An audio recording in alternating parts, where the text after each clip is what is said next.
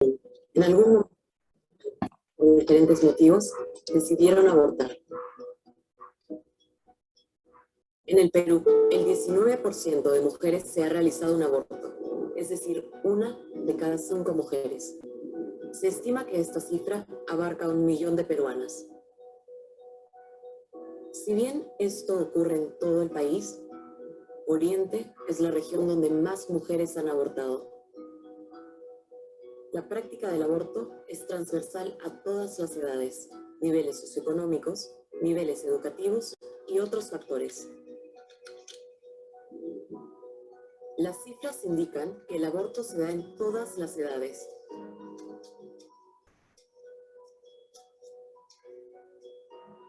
El aborto no se limita a mujeres con bajo nivel educativo. Las mujeres que reportan haber abortado se encuentran en distintos niveles de educación.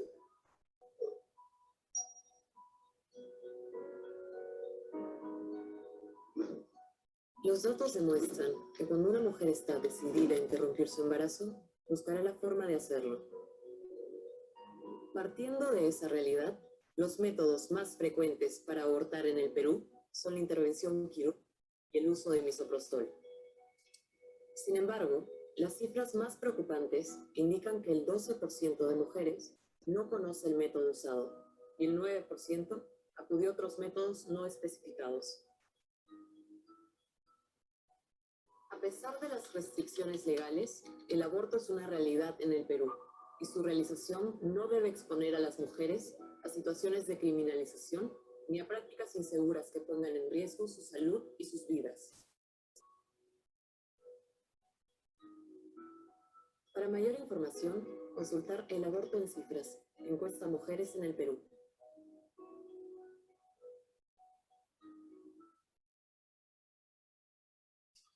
Muy bien. Y también una cuestión que debemos abordar es sobre el origen de la vida, ¿no? Está muy relacionado al aborto. Ya hemos visto previamente el video que habla que aproximadamente 1 de 5 mujeres ha practicado un aborto en su vida. Ahora vamos a ver este otro video, que también es pequeño, sobre el origen de la vida. ¿Cuándo un ser humano comienza a existir como persona? ¿Es legítimo interrumpir la gestación en algún momento?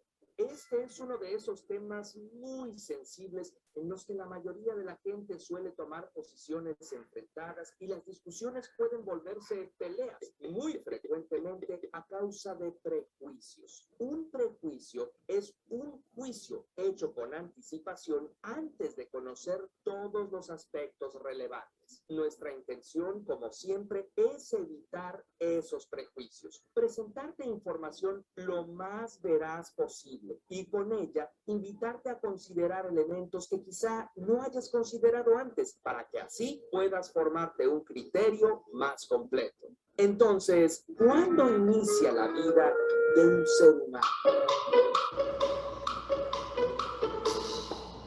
Aunque así se suele plantear la pregunta, lo relevante no es en qué momento inicia la vida humana. ¿Están vivas las células de tu piel hasta que te haces una herida? ¿Están vivas las células de tus bronquios que dañas con un cigarrillo? ¿Están vivos los millones de espermatozoides que un hombre produce y se destruyen a diario? ¿Y los óvulos que una mujer libera cada mes? Lo relevante es en qué momento el producto de una fecundación se puede considerar un ser humano, una persona.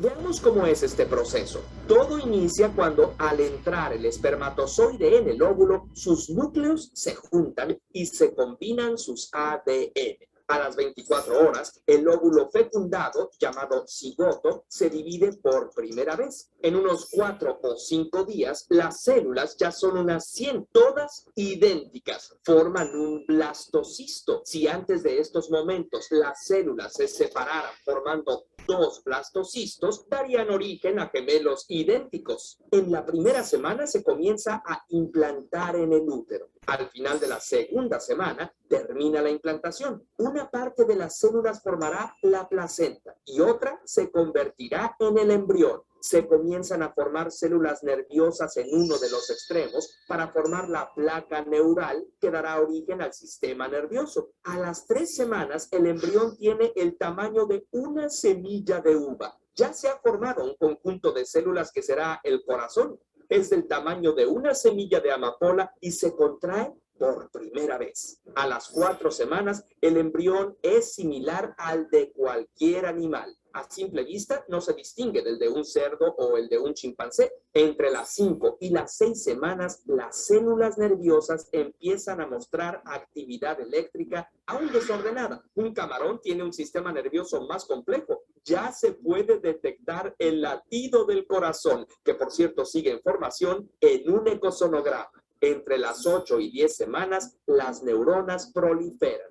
Se conectan los hemisferios cerebrales. Aparecen los primeros reflejos. A las 11 semanas aparece el reflejo de paso. Cuando los pies tocan la base del útero, el sistema nervioso desencadena una respuesta automática de los músculos de las piernas. Desde el inicio y durante todo este primer periodo, el feto ha sido propenso a abortos espontáneos, que pueden deberse a desbalances en el sistema inmune de la posible madre o a infecciones, enfermedades o sustancias tóxicas en el ambiente, incluyendo alcohol y tabaco, o incluso al estrés. A las 12 semanas, el feto tiene 10 centímetros. Ya tiene apariencia humana, aunque aún no se puede decir que piense o que sienta. A partir de esta etapa, ya no es tan propenso a un aborto espontáneo. A las 16 semanas, los huesos se comienzan a endurecer. Desaparecen las membranas interdigitales. En el cerebro se empiezan a formar surcos y a diferenciarse los lóbulos cerebrales. Se desarrolla la propiocepción. El feto empieza a reconocer su cuerpo. A las 18 semanas inicia el reflejo del parpadeo. Alrededor de estas fechas ocurre lo que en inglés llaman quickening, movimientos que la futura madre puede percibir. Las pataditas. Entre las 18 y 23 semanas, el feto empieza a escuchar, oler y saborear. A las 20 semanas se forma el tálamo, que conecta la médula espinal con la corteza cerebral, pero la corteza aún no se ha formado completamente. A las 24 semanas, el feto ya podría vivir fuera del vientre de su madre, aunque necesitaría ayuda para respirar y cuidados especiales. Entre la semana 25 y la 29 se forma la corteza cerebral. En este momento ya puede sentir dolor. El cerebro muestra patrones de ondas cerebrales regulares. Por eso, los bebés prematuros tienen una actividad cerebral muy baja. A las 32 semanas, el cerebro ya puede controlar la temperatura corporal y la respiración. Alrededor de la semana 38 suele ocurrir el nacimiento. Al cortar el cordón umbilical, se corta el suministro de nutrientes y oxígeno. El bebé respira aire por primera vez. Aún meses después de nacer, continúa un importante crecimiento de las sinapsis. La corteza cerebral se seguirá desarrollando por varios años. Es hasta los 18 meses de edad que se desarrolla el sentido del yo. La corteza sigue formándose incluso hasta los 25 años. Y de hecho, seguimos formando nuevas sinapsis a lo largo de toda la vida. La pregunta difícil es, ¿a qué consideramos un ser humano? ¿Qué características se requieren para considerar a un ser una persona? ¿Será el tener una conciencia y capacidad de pensar?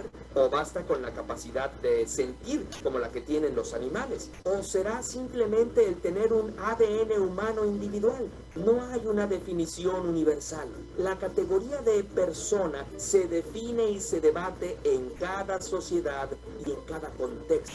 Aristóteles, por ejemplo, afirmaba que el alma entraba al cuerpo a los 40 días de gestación, en el caso de los varones, y hasta los 90, en el caso de las mujeres.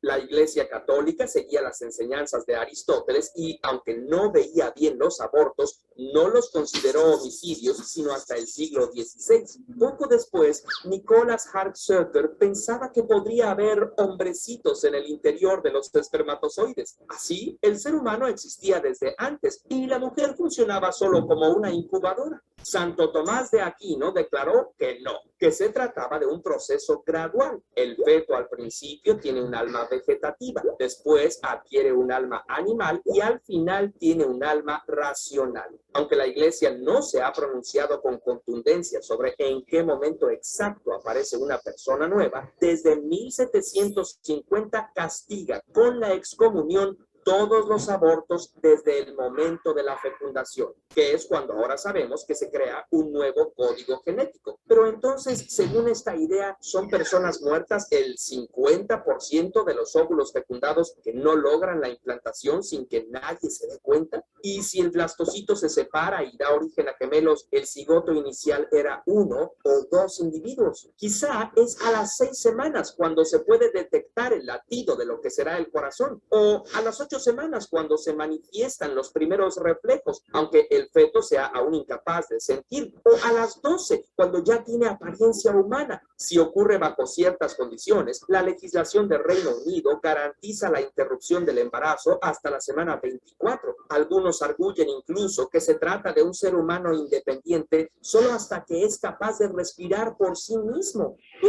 Lo cierto es que no es fácil que nos pongamos de acuerdo y poner una frontera absoluta. La humanización es un proceso gradual. El asunto no es nada simple. Se trata de un tema complejo y con muchas implicaciones. Y más cuando ponemos en el otro lado de la balanza la situación de muchas mujeres, incluyendo niñas y adolescentes. El Fondo de Población de las Naciones Unidas calcula que en las naciones en vías de desarrollo, 20,000 menores de edad dan a luz cada día. México ocupa el primer lugar de embarazo adolescente, según la OCDE. 1 de cada 5 embarazos es en jóvenes que no alcanzan la mayoría de edad. Se estima que el 95% de los embarazos en niñas menores de 15 años es producto de abuso sexual. En América Latina, del total de muertes relacionadas con el embarazo, 24% son por un aborto inseguro. Muchas veces se obliga a mujeres que no tienen un sustento económico o a niñas y adolescentes que no están preparadas o a futuras profesionistas que deben renunciar a su carrera o a víctimas de violación e incesto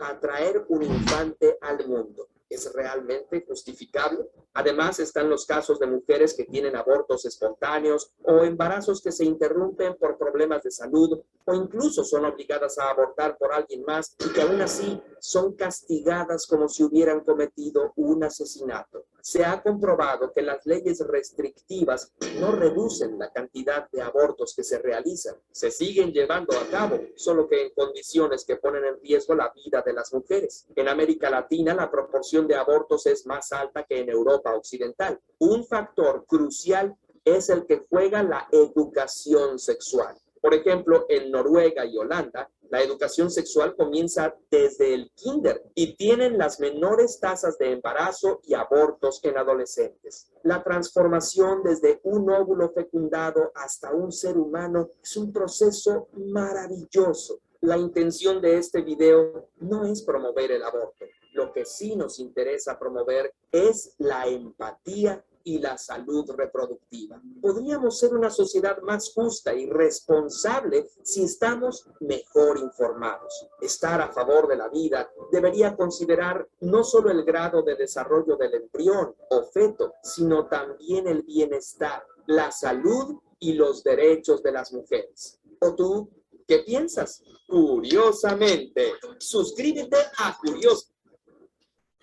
Bueno, ya ya hemos visto, está muy completo. Yo creo que si es que no todos, tenemos ya estas cosas bien claras, ¿no? Esos conceptos sobre el origen de la vida y el aborto. Vamos a desarrollar ya el tema directamente. Muy brevemente, tenemos algunos PPTs. Y vamos a desglosar algunas posturas, ¿no? En el primer grupo ubicaríamos a los que son abortistas, o sea, pro aborto, y a los que sencillamente llamaremos antiabortistas. Vamos a pedir que lea, por favor, si estuviese por allí, la hermana Edith, que nos lea ambos puntos.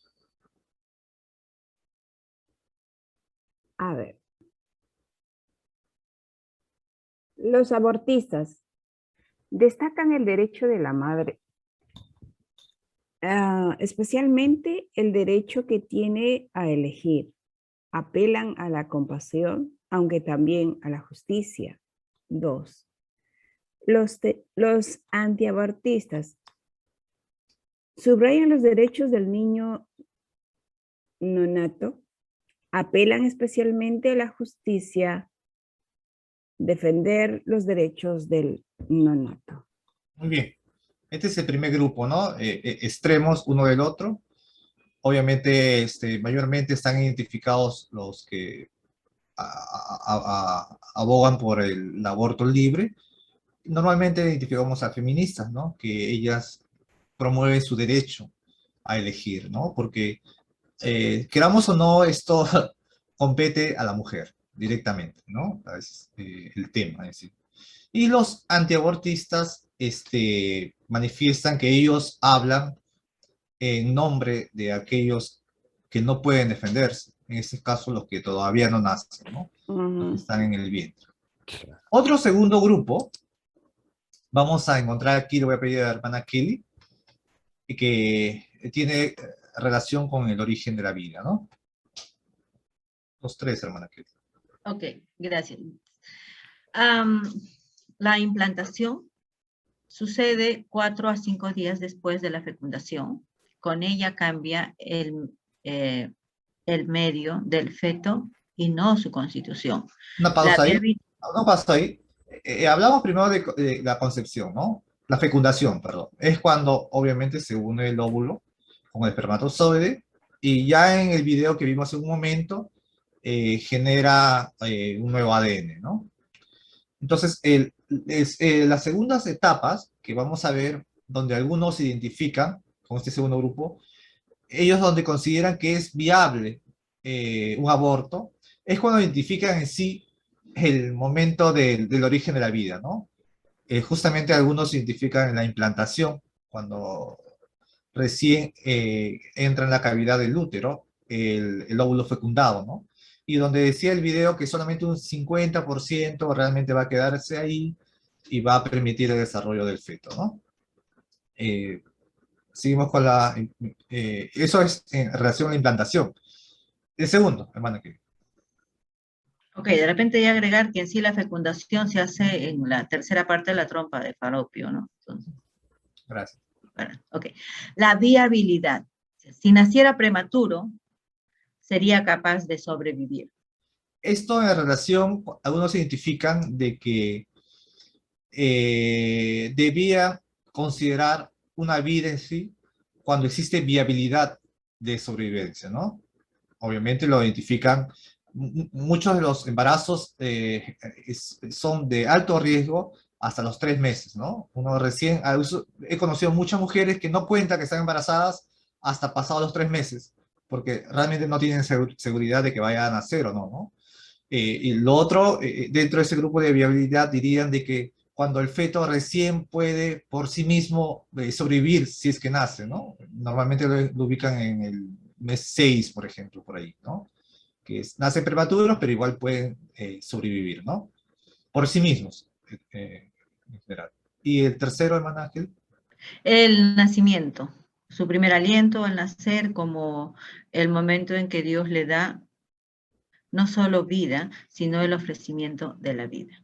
Algunos se identifican cuando es recién en el nacimiento, cuando hay una vida plena, ¿no? Cuando sale obviamente del vientre de su madre y se genera como persona. Y el tercer grupo que plantea el autor es el siguiente. Vamos a pedir a hermano Lucho que lea esta definición. Dice, en la concepción o la fusión, el bebé, aún por nacer, es un ser humano en el mismo grado y por la misma razón que la madre. según Papa Pío Y es la 12, Pío doctrina 12. de la Iglesia Católica Romana, ¿no? Es allí donde se origina la vida. Si hay un tiempo más adelante, pues vamos a entrar en la legislación peruana sobre el origen de la vida, sobre derechos, sobre persona, pero vamos directo a ir a lo que es un poco algunos textos bíblicos que nos dan luces sobre el origen de la vida. Voy a pedir a ver, Gabriela, si nos puedes leer de largo esos 3 versículos, por favor. Yo, tío. Sí, por favor, gracias. Ya, fundamento bíblico. Salmo 139, del 13 al 16. Porque tú formaste mis entrañas, tú me hiciste en el vientre de mi madre, te alabaré porque formidables, maravillosas son tus obras. Estoy maravillado y mi alma lo sabe muy bien. No fue encubierto de ti mi cuerpo, bien que en oculto fui formado y entretejido en lo más profundo de la tierra.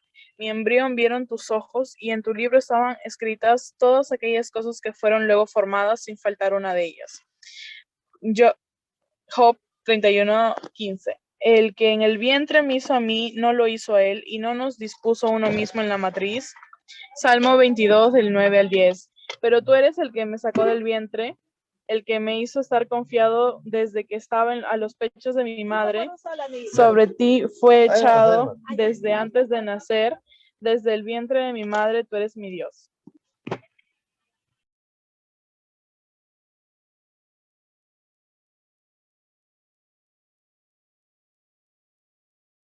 Juancito, tu micro. Ya, por favor, Yersalí, si estás ahí, ¿podrías leer este segundo grupo de versículos? Buenas noches, ¿se me escucha? Sí, buenas noches. Isaías 49:1-5. Jeremías empieza, por favor. Jeremías, ok. Antes de que te formase en el vientre, te conocí, y antes que nacisteis, te santifiqué. Te di por profeta a las naciones. Isaías 49, del 1 al 5.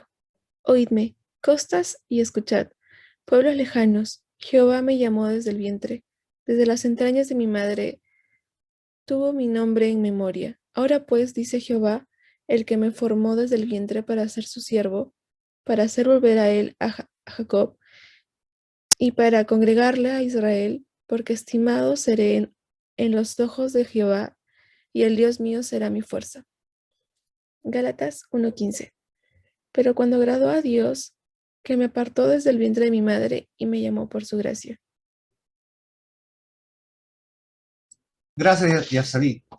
Bueno, yo creo que no hay mucho que explicar, ¿no? Estos 6 textos, que hay más incluso, que hemos revisado, si bien es cierto, no es ningún tratado sobre embriología, ni mucha ciencia por allí, pero es claro de que el feto, el niño, que aún está por nacer, tiene una alta estima. Es considerado dentro de las escrituras de Dios como alguien especial, es una persona. Y está dentro del propósito de Dios tratar con ellos incluso, ¿no? Dentro de los misterios de Dios. Y bueno, no hay mucha discusión al respecto. Por entonces, entenderíamos que el aborto no estamos obviamente de acuerdo como cristianos, como hijos de Dios, porque también la dignidad alcanza a ellos, ¿no? Esto dentro de nuestra concepción cristiana, definitivamente. Y las leyes en esos momentos, al menos en el Perú, lo respalda, protege la vida del no nato, y le da una protección especial, ¿no? Ahora vamos a ver tres razones para reservar solo a casos excepcionales. En el Perú, por ejemplo, el aborto terapéutico está permitido, donde obviamente peligra la vida de la mujer. Pero vamos a ver estos casos excepcionales. Voy a pedir a la hermana Kelly que por favor nos lea.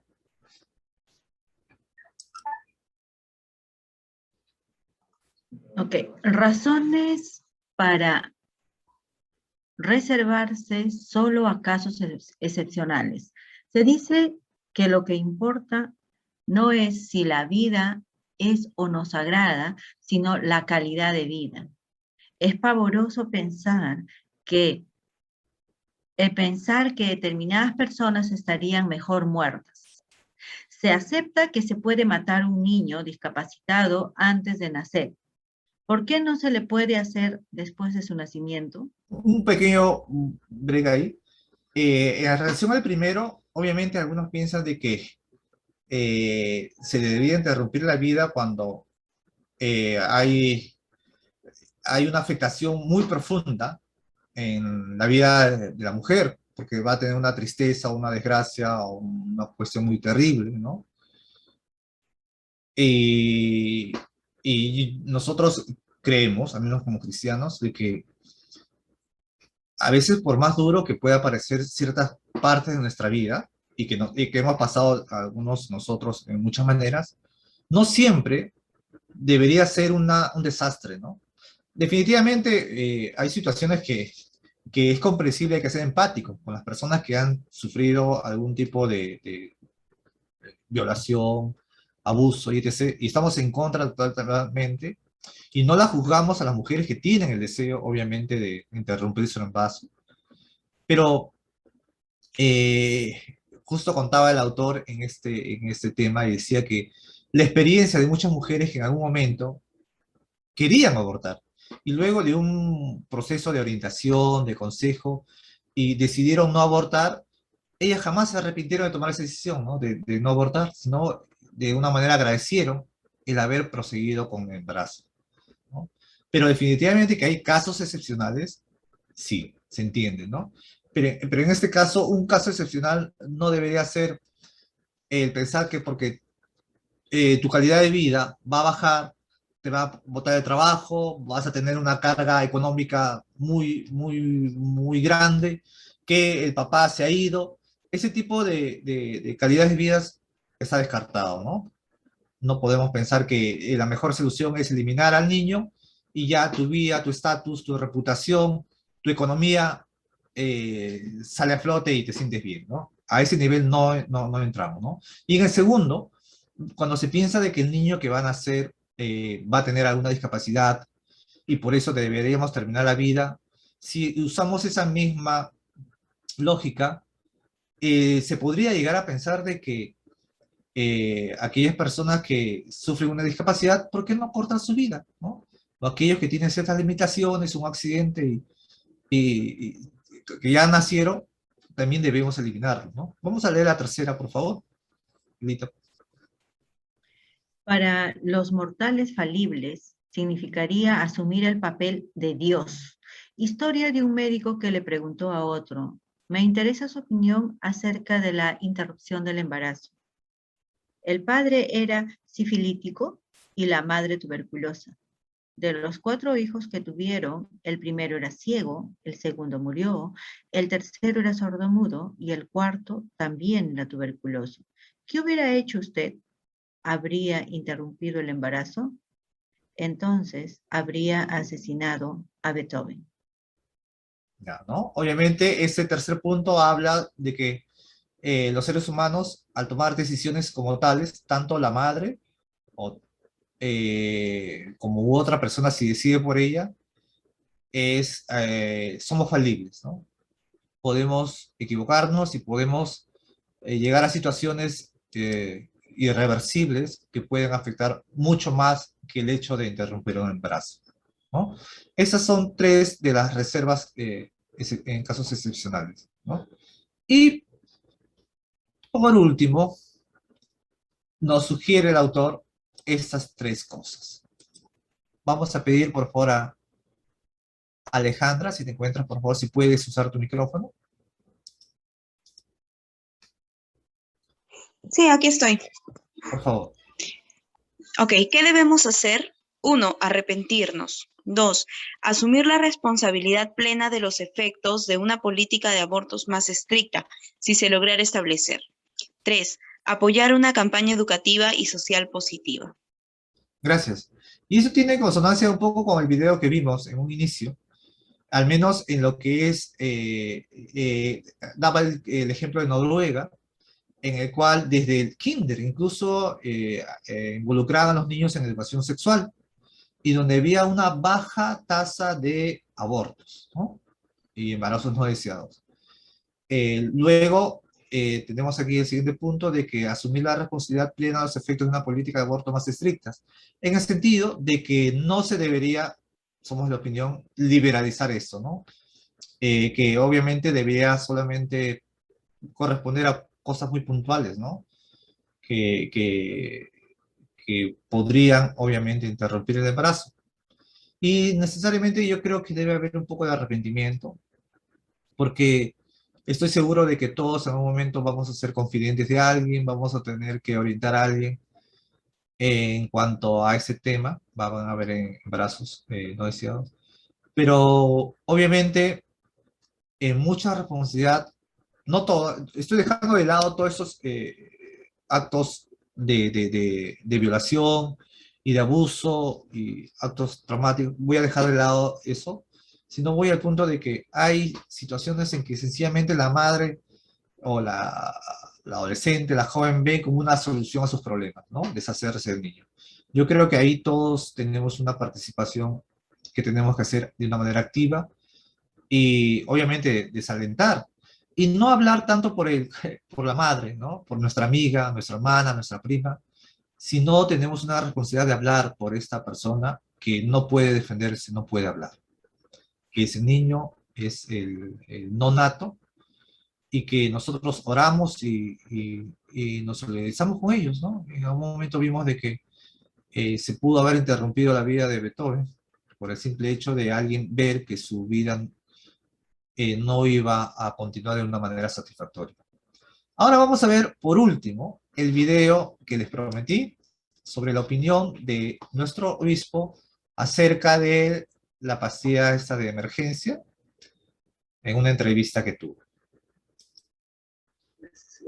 Hablando de buenas nuevas, cómo es que lo ha tomado, que es su representada, el tema de la distribución de la píldora del día siguiente o la píldora de emergencia, ¿cuál es la posición que ustedes tienen en cuanto a ello?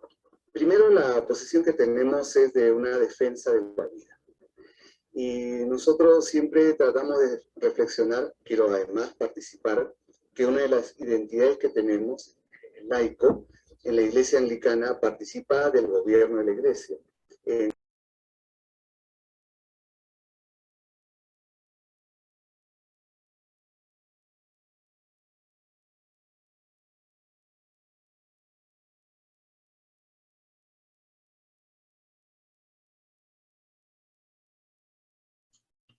Juancito, ¿puedes compartir sonido? No está saliendo el audio. Ah, disculpa, Luchitos, debe ser porque yo, una vez más, ¿ya? Disculpen. ¿Cómo es que, Ya. Ahora sí. hablando de buenas nuevas, cómo es que lo ha tomado, que es su representada, el tema de la distribución de la píldora del día siguiente o la píldora de emergencia, ¿cuál es la posición que ustedes tienen en cuanto a ello? Primero, la posición que tenemos es de una defensa de la vida. Y nosotros siempre tratamos de reflexionar, quiero además participar, que una de las identidades que tenemos es que el laico en la Iglesia Anglicana participa del gobierno de la Iglesia, en lo que llamamos los sínodos nacionales, y implica que las decisiones que toma la Iglesia, la participación del laico es no solo bienvenida, es parte de su derecho. Y frente a la pregunta, nosotros nos guiamos además por lo que dice la OMS, y en uno de sus dictámenes de febrero de 2016, habla que no interrumpe el embarazo. En ese sentido, creo que no está en contra de la vida. Finalmente, entonces, estaríamos hablando de una accesibilidad gratuita para las mujeres de menos recursos, hoy respaldada por la Iglesia que ustedes representan. Estamos de acuerdo en ello, pero queremos subrayar lo siguiente, que esto no va a significar que disminuya las violaciones, los vejámenes contra las menores de edad y contra las mujeres. Que muchos piensan que esta pastilla resolvería eso, y aquello no resuelve. Lo que va a resolver que haya menos violaciones, que nuestra población infantil o menores de edad no estén agraviadas, son otros temas, son de educación y nosotros de profundizar la buena nueva en las buenas noticias. ¿Cuál sería la exhortación entonces a los organismos o al Ministerio de Salud con respecto a la información que necesitamos a nivel del país? Pensamos que se necesita bastante información sobre el uso de esta píldora del día siguiente. Creo que ya hemos escuchado en diferentes informaciones que no puede ser de un uso continuo. Lo que exhortamos es que todos como ciudadanos, como peruanos, como comunidad, y todos como iglesia y como cristianos, todos llevemos lo que el Señor nos ha hecho. Todos somos hijos e hijas dignos del Señor y necesitamos respeto y amor verdadero los unos por los otros. Muy bien. ¿Qué piensan? ¿Qué opinan? Quiero tu opinión, Quilita, por favor. No sé si quieres mi opinión sobre la píldora o quieres mi opinión sobre lo que hablamos. En general, lo que hemos hablado, en general. Gaby salió. Bueno, bueno, has dicho ahí.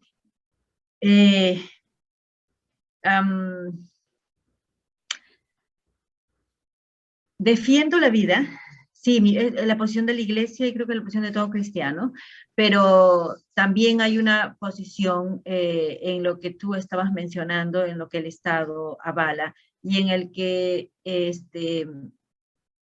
a ver, hay dos partes. Conozco personas que han terminado embarazos con niños anencefálicos, o sea, me estoy refiriendo que no tienen el cerebro. Entonces, y bueno, ya estaba diagnosticado, pero ellos han decidido tener a ese bebé. Pero definitivamente ellos nacen, tienen todo el proceso y pues 10, 15 minutos y se les muere, ¿no?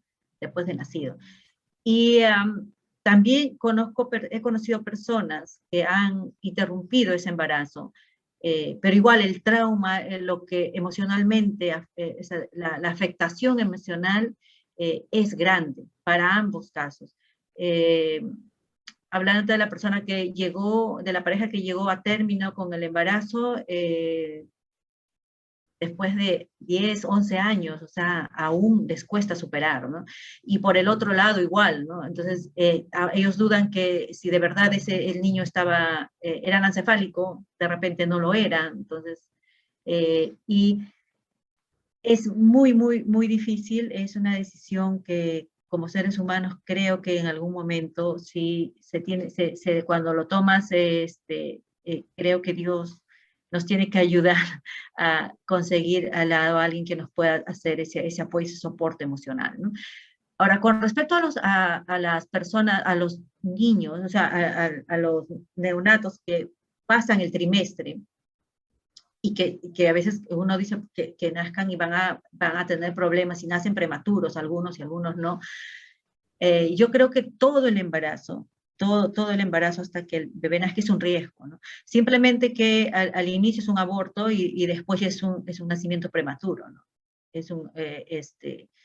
Y yo lo puedo contar por experiencia. Con nuestro segundo hijo tuvimos una muy, muy difícil situación. Hubo muchas clínicas que no estaban dispuestas a continuar con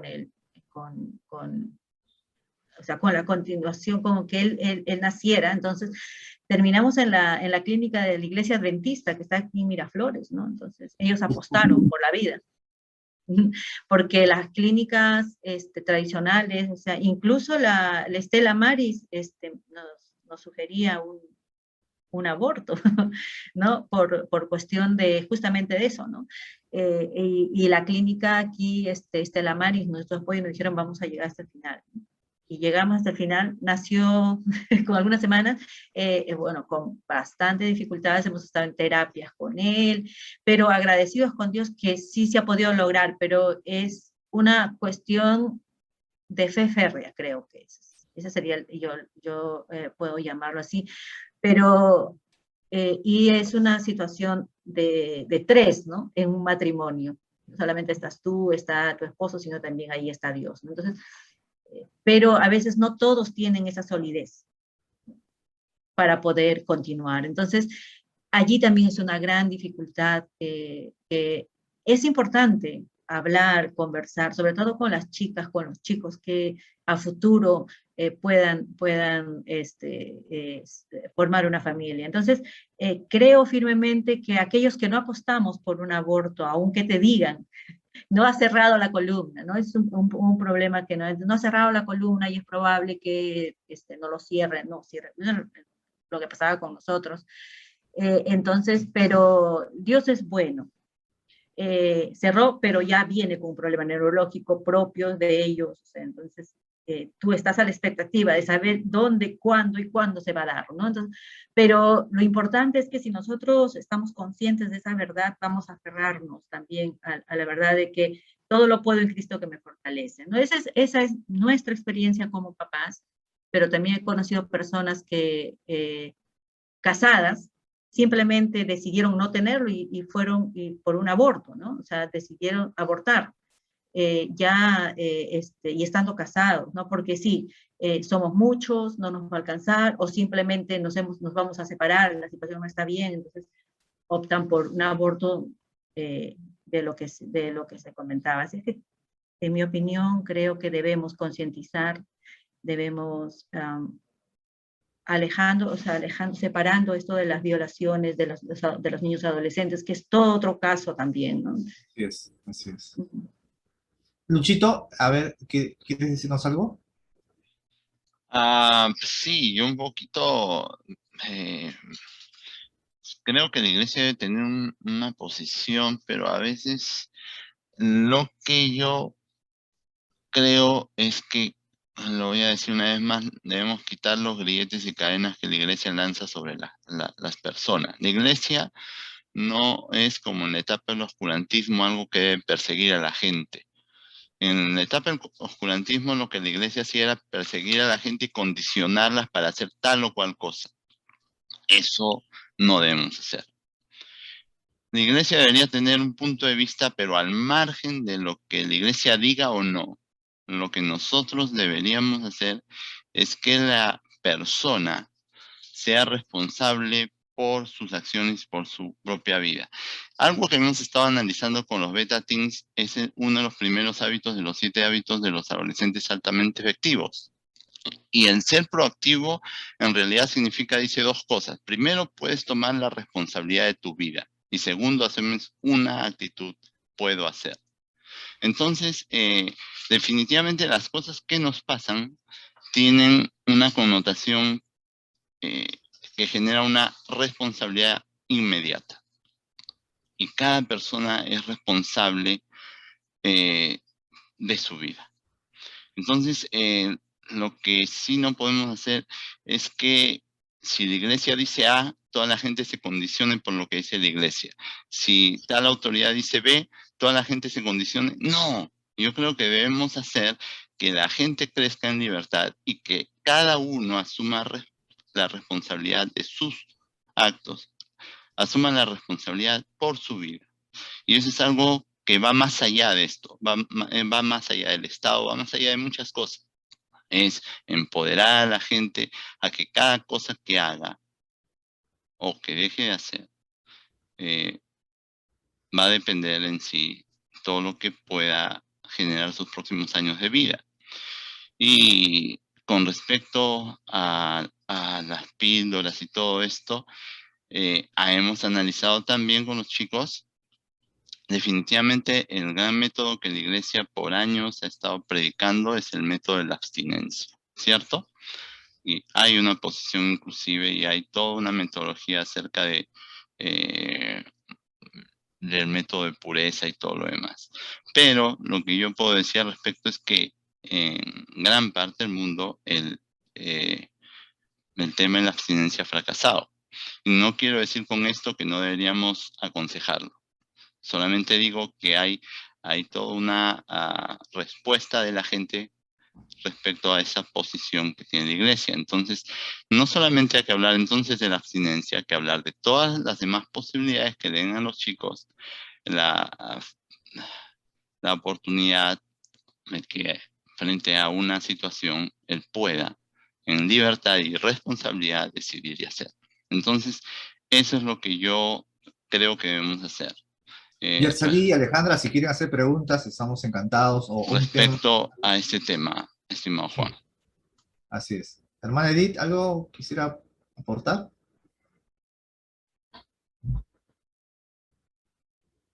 Bueno, se tocó también el tema un poco de los métodos anticonceptivos, ¿no? Obviamente que Luchito lo mencionó.